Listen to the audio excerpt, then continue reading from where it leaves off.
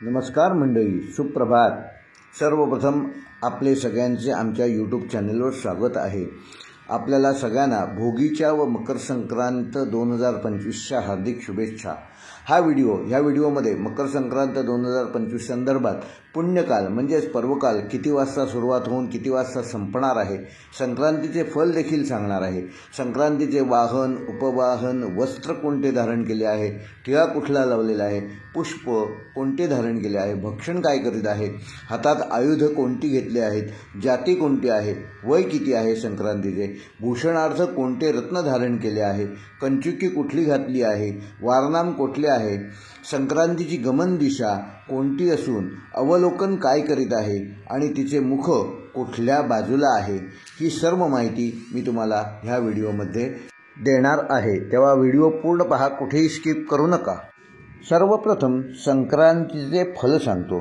प्रारंभी गजाननाचे स्मरण केले असता सूर्योदयी जसा अंधकाराचा नाश होतो त्याप्रमाणे सर्व विघ्नांचा नाश होईल. अशा श्री गजाननाचे स्मरण करून सूर्यादी नवग्रह ब्रह्मा, विष्णू, महेश यांना वंदन करून मकर संक्रांतीचे फल मी बापट गुरुजी तुम्हाला सांगतो. या दिवशी तिळमिश्रित पाण्याने स्नान करावे, तिळाचे उटणे अंगाला लावावे, तिळ होम करावा, तिळमिश्रित पाणी प्राशन करावे, तिळ भक्षण करावेत आणि तिळाचे दान द्यावे. अशा प्रकारे 6 प्रकारे तिळाचा उपयोग केला असता तुम्हाला उत्तम आरोग्य देखील लाभेल. विक्रम संवत 2081 शके 1946 पौष कृष्ण प्रतिपदा पुनर्वसू नक्षत्रात विष्कंभ योग सुरू असताना बालव कर्णावर ही संक्रांत आलेली आहे.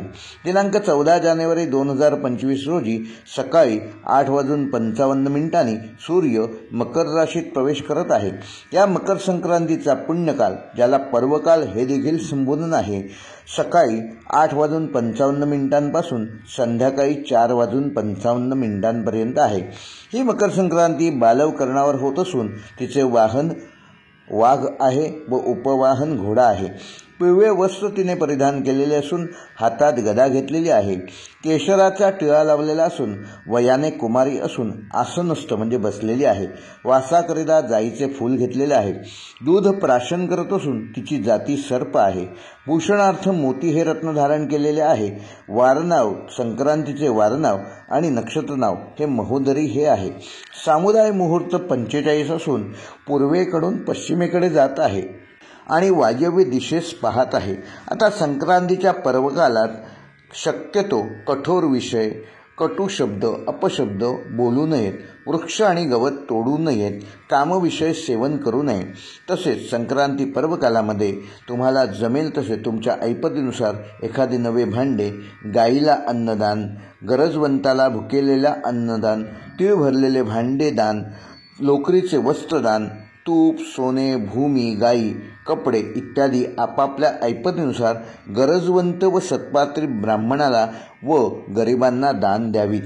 आता मकर संक्रांतीच्या वेळीस नेमकं आपल्या हिंदू सणांच्या वेळी चुकीच्या अफवा पसरवल्या जातात. तरी कुणी त्या अफवांवर विश्वास ठेवू नये आणि अशा अफवा पसरवण्यास येऊ नयेत ही मी तुम्हाला विनंती करतो. आता मकर संक्रांतीचे जन्मनक्षत्रावरून म्हणजे तुमचे जे जन्मनक्षत्र आहे त्याच्यावरून तुम्हाला कोणते फल मिळणार आहे ते वदित करतो. आद्रा, पुनर्वसू, पुष्य हे नक्षत्र ज्यांचं आहे त्यांना प्रवास योग संभवतो. आश्लेषा, मेघा आणि पूर्वा तसेच उत्तरा, फाल्गुनी, हस्त आणि चित्रा ही नक्षत्र ज्यांची आहेत त्यांना भोग म्हणजे सुखप्राप्ती होणार आहे.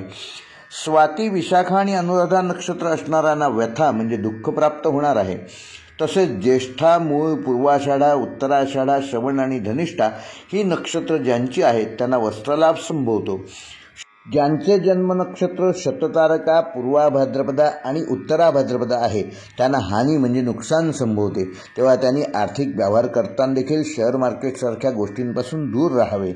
ज्यांचे जन्मनक्षत्र रेवती, अश्विनी, भरणी, कृत्तिका, रोहिणी आणि मृगा आहे त्यांना धनलाभ संभवतो. तेव्हा अशा जन्मनक्षत्र असणाऱ्या जातकांनी योग्य ठिकाणी गुंतवणूक करून धनलाभ प्राप्त करून घ्यावा.